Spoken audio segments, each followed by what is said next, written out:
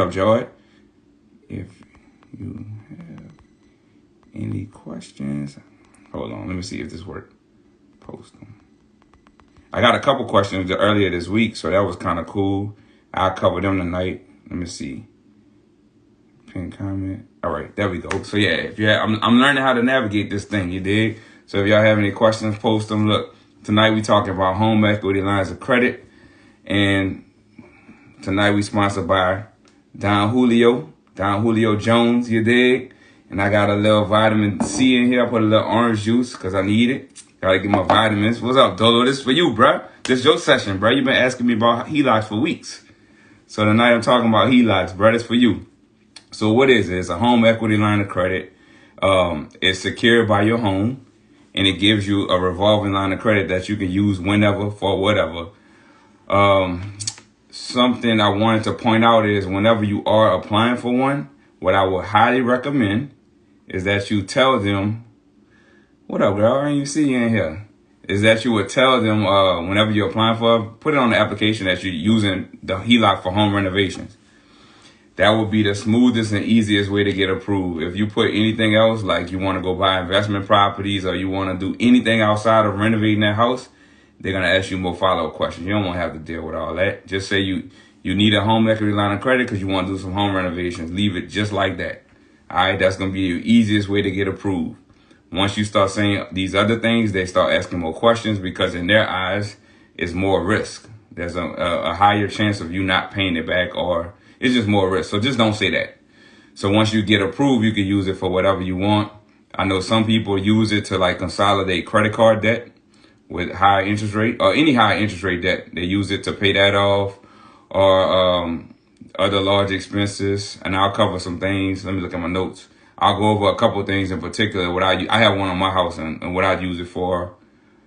The interest, the cool thing about it, the interest on your home equity line of credit at the end of the year, if you have paid more than $600, they'll send you, the bank or whoever you got your HELOC through, they'll send you a 1099 showing you, how much interest you didn't pay for the year. If you pay more than $600 in interest, they'll send you that 1099, and it can be tax deductible. Just depends on what you use the money for. Like for instance, last year, I know I didn't use all of the money for home improvements. So I was only able to write off a percentage of that, the interest that I paid. So I would just say get with your CPA or your accountant on that part. How does it work? So with the HELOC, basically you're borrowing against the equity in your property, and the house is used as collateral for that line of credit. As you repay the outstanding balance, the amount of available credit is replenished. So literally it's just like a credit card, but it's tied to your house. So it works the exact same way. You have a line of credit, you use it, you pay it back, and then you get that same amount of credit back. It's replenished just like a credit card. So something I do want to point out though, there's something called a draw period and a repayment period. So with the draw period, that basically means you can borrow let's use examples. Let's say I got a HELOC for $50,000. So they'll give me that $50,000 line of credit for 10 years. That's the draw period. Usually it's 10 years. Everybody's different, but for the majority of banks and credit unions out there issuing it, you'll normally see 10 years as the most common for the draw period. So what that means is during that draw period, 10 years in this case, you could use it as much as you want for whatever you want as long as you're paying it back. Then after that draw period is over, let's say 10 years in this case. So if I have a balance, let's say I only paid back, I've been using it all these years and I still got a $20,000 balance at the end of that 10-year period. So then they got something which is called the repayment period. So that $20,000 balance, I will have 10 years to pay it off, and they'll just term it out like a regular loan. I'll have regularly scheduled payments, principal and interest payments over that 10 years. So that's called the repayment period. So the draw period and the repayment period, usually it's 10 years for both. So just keep that in mind. Actually, I got a graphic. Let me show you. Where is it? Let me show you how it's calculated real quick. So as far as trying to see how much you could qualify for, if you don't mind, hit that like button real quick. Let me see if the algorithm worked like I think it worked. Hit that like button or the favorite heart button, whatever it is. But as far as calculating, like how much can you borrow? Like how is it determined? I've seen two different ways of doing this.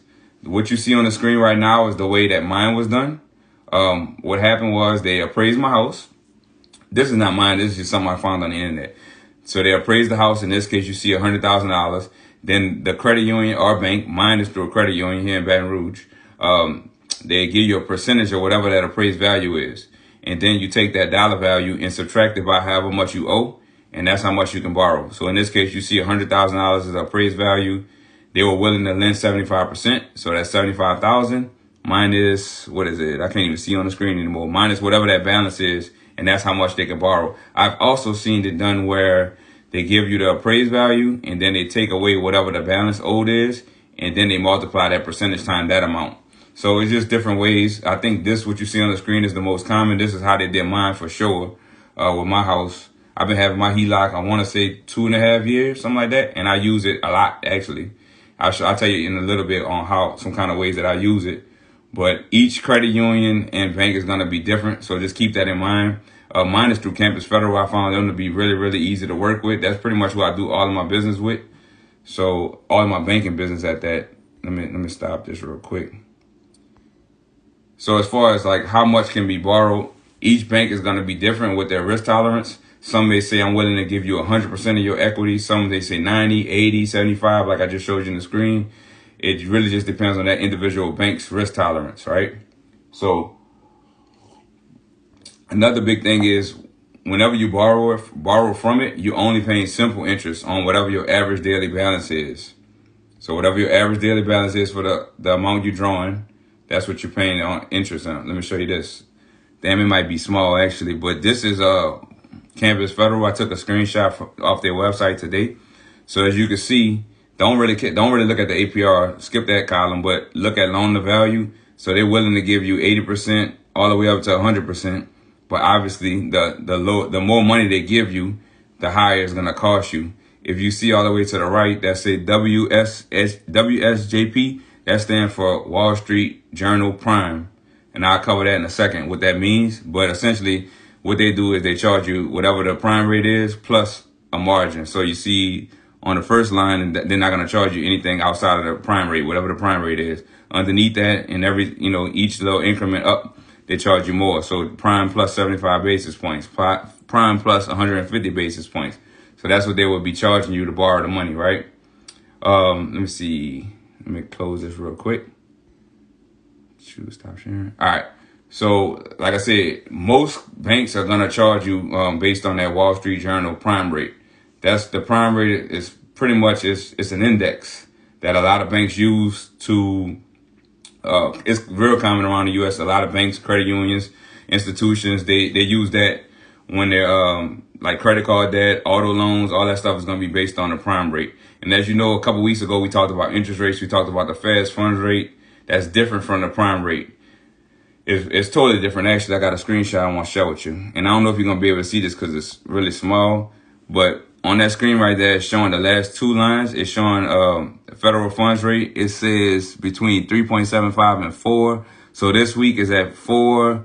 The prime rate right underneath that is at 7%. So each time, so like I said, it's a variable rate that your HELOC is going to be tied to. Most of the time it's going to be prime. And every time the federal funds rate goes up, usually the prime rate goes up as well. So with HELOCs, the banks are usually going to increase or decrease your rate every quarter. They're going to adjust it based on the prime rate. So the prime rate goes up, your HELOC's probably going to go up. The prime rate goes down, your HELOC is probably going to go down. So it's a variable rate. So keep that in mind. As far as qualifying for a HELOC, it's really easy. Stop sharing. So it's really easy. Like it's just, all you have to do is apply. Like a regular loan, you'll have to give them your W-2s, tax returns, I don't know, income statement, whatever. You got to apply just like you would with a regular loan. They have to do an appraisal on the property. Usually, as far as fees, they charge. It's not many fees at all. They usually charge, like in my case with Campus Federal, I paid $20. It was just a $20 recording fee for the HELOC. That's it. They waived my appraisal. The appraisal was like $450 or $500, but they waived it. A lot of banks are gonna waive it for you. They have like programs to where if you get the HELOC and then you do an initial draw of X amount of dollars, then they'll waive the appraisal fee. So in my case, I think it was you get the HELOC and then you had to take out $10,000 immediately, and they'll waive the appraisal fee. So I took the $10,000 out, and then the next day I put the $10,000 back on the HELOC. I don't understand why they do that, but I'm cool with saving $500. So yeah, so essentially you don't pay for the appraisal. You pay, but you don't pay if they have all these promotions, which a lot of them do. But $20, that's all I paid for my HELOC, and it was basically a recording fee because they're gonna take a second mortgage out on your primary mortgage.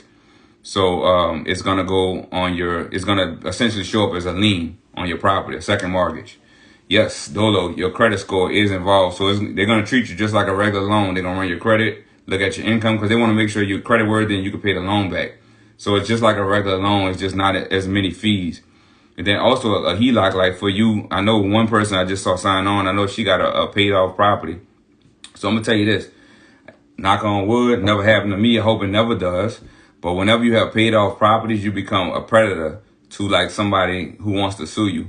If they find out you got a free and clear property, you will become a predator as far as, that the litigation comes to it. So if you had a HELOC on your property, even if you wasn't using it, like it'll show up as a lien against the property. So I know a lot of people who do have these free owned properties that they don't have a loan against, they'll take a HELOC on it just so it's showing up as a loan against the house, if that makes sense.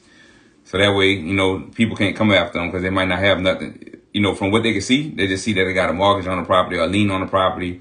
There's less stuff that a lawyer will want to have to try to come after, as opposed to if they saw you own the house free and clear. So that's something to keep in mind for you that may own property free and clear in this litigious society we live in. So pros and cons. So why I like HELOCs, and this is just my opinion. So I love it because you have readily available funds in case you ever have an emergency. Or if you want to take an advantage of an investment opportunity. I can tell you for sure, me and my boys, we took advantage of a property where we needed to close fast. We just took the money out the HELOC and closed on the property. We wanted to take advantage of that and the opportunity. We didn't have a long time to go through a bank and get financing. So that would be one of the pros. Another one is once you apply for the loan and you're approved, like I said, you get a 10-year period to use those funds. So you don't have to go back and reapply unless it's after that 10-year window. But you can use the money however you want. I use mine. I get creative with mine. I actually make loans out of mine. So like if somebody need to borrow money, I'll make them a loan. And I just make sure I charge more than I'm paying the bank. And I don't want to get too technical here, but if somebody really interested, I can show you on the side something called velocity banking. If you want, you can actually look it up on YouTube. I use that as a strategy to pay off debt fast, real fast.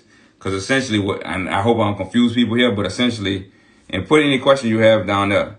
So essentially, like that stated interest rate, whatever they tell you the interest rate is, that's not what I actually pay because I'm paying back the loan way faster than they have a chance to charge me that amount. Like what a HELOC is essentially, I may have to do this another day because I want to show y'all graphs and shit. But just look up velocity banking. I do that with my HELOC. It's fire. You can get ahead, I'm serious, in life if you apply some of these strategies, velocity banking. But anyway, yeah, I do a little arbitrage with my HELOC. Sometimes I lend out money from it. That way I collect interest on top of whatever I'm paying the bank in interest. As far as cons, the bank does have the right to cut it off at any time. Like anytime they want, they could just freeze your HELOC straight up. Talia, I don't know if I can make the next one because I got a whole plan through December. Plus, it takes some time because I don't even know how I want to communicate that. I think that'll be best done with like a real PowerPoint type of thing. Is there a cap on the amount you can? Yes, there is a cap. I'll go over it in 1 second because it's on my notes. So the banks, they really could cut this off at any time they want. Like say I got a $100,000 HELOC and the economy going to shit and they want to reduce their risk amongst their portfolio. The bank, they could just, stop my HELOC. They could just freeze it and say no more borrowing. They have that right to do that. They could also reduce the amount. Like if I have 100,000, if they want, they could just reduce it to 50. Like they have all the right in the world and it's in the paperwork and you're going to sign it. Nothing you could do about that. So that's some of the cons. Another one, if you don't pay it back, you could lose your home. So they're going to take a lien out on your house. If you don't pay it back, they can foreclose on you. I'm talking personal residence, but you can also get a HELOC on an investment property. I have one on an investment property as well. So it's a little harder to do with the investment properties, but it's definitely possible. Way easier with the personal residence. So just keep that in mind. If you don't pay, they come and take it from you. And then another kind I told you earlier, as far as the variable rate, it's a variable rate that changes quarterly. So every time the Fed change that rate, or don't worry about the Fed. Anytime the prime rate changes, that rate probably gonna change either up or down. So just know that.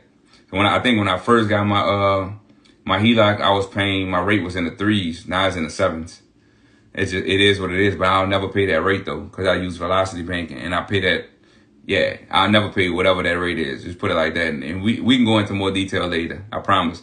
Just look up Velocity Banking. Hit me up with the questions, because I know you're gonna. I guarantee you're gonna have questions afterwards. So, and no, it's not fixed at all, Rodnique. It's all variable, tied to prime. Wall Street Journal prime rate, aka prime rate. Yes. Hold on. Bodie, actually, Bodie, she's 100% correct. She said a lot of big banks stopped during COVID. Yep, Chase was one of them, where they just cut off all HELOCs and they just stopped people from getting HELOCs. So that's what I'm saying. That's a negative. So don't depend on this, but definitely get one. And if you have the equity, first of all, you got to have equity in your house to get one to begin with. You don't have equity, you can't even do this. But yeah, you want to have one in the event, emergencies come up, you need quick access to cash, something like that. So does it change drastically, the rates? No, usually it go up.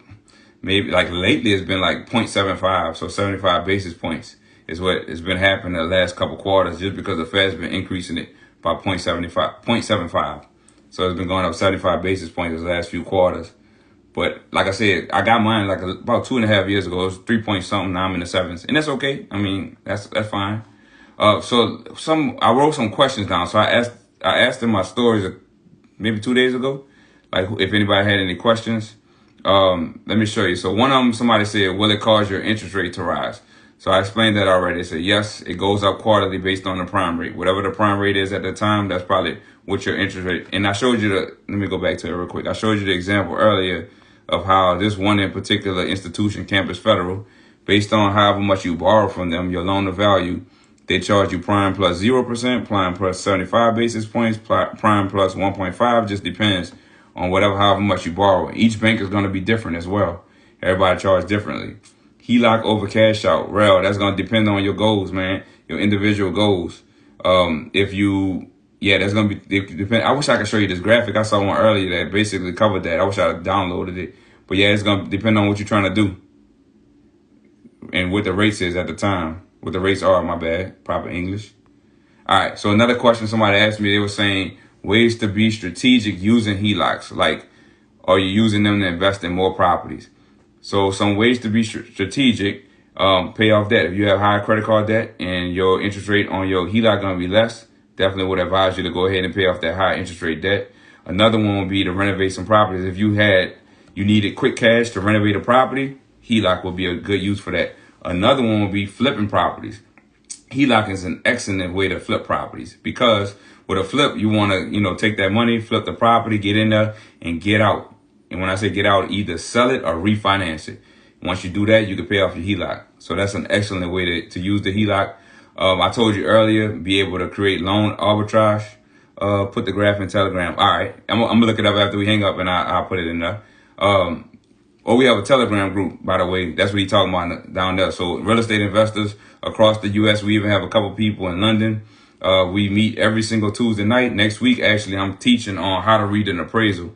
So a lot of people, they just look at the appraisal for the number, the final, opinion of value. But there's way more to an appraisal that people don't even go through. So next week, I'm teaching a class Tuesday night at 6 p.m. Central. If you want to join, just send me a link. Send me a message after here. I'll send you the Telegram group link, and you can join the group. But it's every single Tuesday night. There's a group of us. We teach on real estate topics. It's a different topic every single week. Next week, I just so happen to be teaching. So on how to read an appraisal. All right, let me get back to HELOC. So another strategic way to use it would be creating loan arbitrage. Like I told you earlier, I make loans for my HELOC. So somebody need to borrow money, I lend them, depending on what it is, obviously, but I lend them the funds. And as long as I can create that spread, what I'm paying the bank, but when I'm making on the interest, I win. All right. So another thing, I know people who have used theirs to pay out weddings. I know people who've used theirs to do vacations, etc. So different ways around it. What questions y'all had? I know I missed somebody's ad. I think you had said something. I missed it. Oh, Neek, yeah, 10 years. That's the standard. 10 years. 10 years for the draw period, then another 10 years for the repayment period. Or a cap, the cap on the amount that you can get. So as far as I think I understand your question, you're saying a cap that you could borrow or a cap for the interest rate. Either way, a cap for you to borrow, each bank is going to be different. Some may lend you 80%, 90%, 100%, just depending on that individual institution. And I showed you the graph from Campus Federal. I feel like I'm promoting Campus Federal tonight, which, I mean, that's where the graphic come from. That's why I do a lot of my banking. So that's why I sound like that. But they're willing to lend you 80% all the way up to 100%. Every bank is different. As far as a cap on the interest rate, you'll see that in your loan documents. Some of them have a cap. Some of them do not. It really just depends on whatever the prime rate is. Some may charge prime plus 1%, prime plus 2%, prime plus 3%. It depends. Everybody's going to be different. So what I would say is it's easy to look on these websites like credit unions or banks. Look on their website and you can just click on rates and see what they're charging for HELOCs. But I always recommend credit unions just because I like credit unions. It's way easier. You don't have to go through that long chain of command. It's way easier to build relationships with local banks and credit unions. It's added to the mortgage, correct, or paid separately. So a HELOC is totally separate. So you will have your first mortgage with whoever you got, whoever you deal with, whoever your lending institution is or a loan servicer. HELOC is going to be totally separate. You could go through the same person you have the bank, you know, the first loan with. It just depends on you, but it's a total separate payment. And I don't even know if I mentioned this, but with a HELOC, if you don't, like, you could have it and not use it. If you're not using it, you don't owe anything. So you could literally just have it there sitting, just like a credit card. If you're not using your credit card, you're not paying interest on it. As soon as you borrow from it, that's when you start to pay interest on it. And it's going to be interest on whatever your average daily balance is. So, and there's a calculation to that.